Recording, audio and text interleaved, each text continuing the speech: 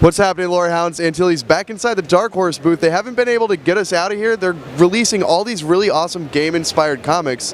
The next one we're going to sit down and talk about is Tomb Raider. Now, this is Phillip Sevy, the artist on the Tomb Raider books. We're really excited to talk to him. The comic that's coming out on the 26th of October is Tomb Raider, but it's not just like a new storyline in a comic, it's actually kind of a sequel to Rise of the Tomb Raider. Yeah, it is. We've been working closely with Crystal Dynamics in trying to take some of the threads that were set up in Rise of the Tomb Raider, move this story forward, and kind of work our way and build up to the next game that will be out at some point. Oh, very cool. So we might get a little bit of a preview of what you're going to be seeing story-wise in the next game. Yeah, the people at Crystal Dynamics are phenomenal, and they really have worked hard to include the comic into the mythology and continuity of the game series, and they're really excited about starting to seed some threads that will work into the next game. So as an artist, when you get your hands on an entity or a property that's already been done, and I know that the new Tomb Raider games are a little bit darker than some of the stuff before.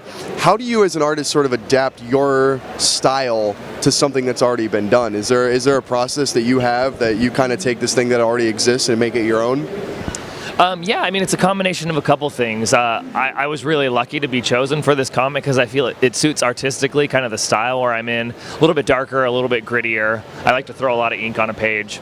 And then we work really closely with Crystal to make sure that the art that we're producing is on character and on model and consistent with what's come before. And so I've got printouts of Lara all over my office, just an entire giant page of screenshots of her head and face to make sure that wherever I'm drawing her from, it looks consistent with what's come before.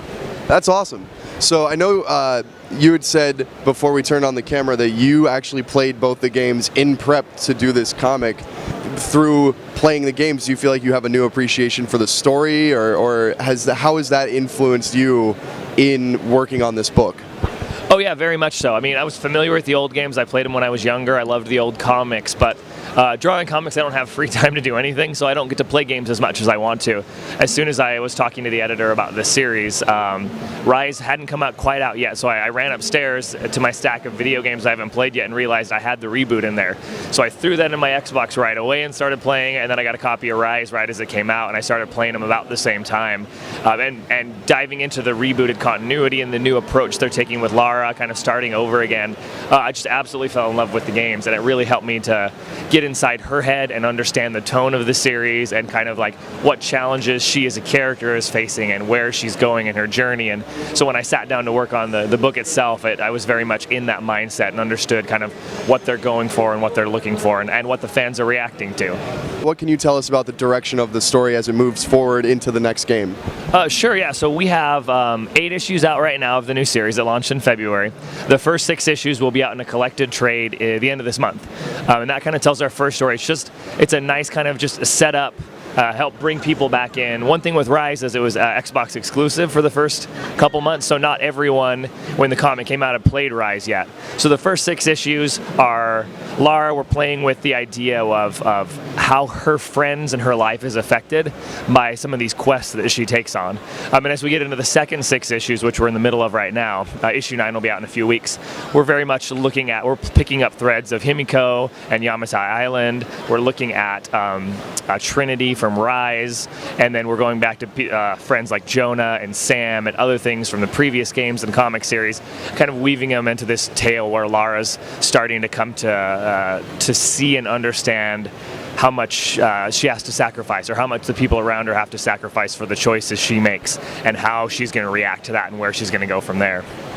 So it sounds like she's in a pretty complex place in her existence in this story. Yep. Well, that's all really exciting stuff. You guys go out, check out these comics. They really tie right back into the games. And if you're into the Tomb Raider story, which I know a lot of you are, this will be perfect. It'll whet your appetite until the next game comes out. Phillip, thank you so much for talking with us today. Oh no, thank you so much. Cheers. Great.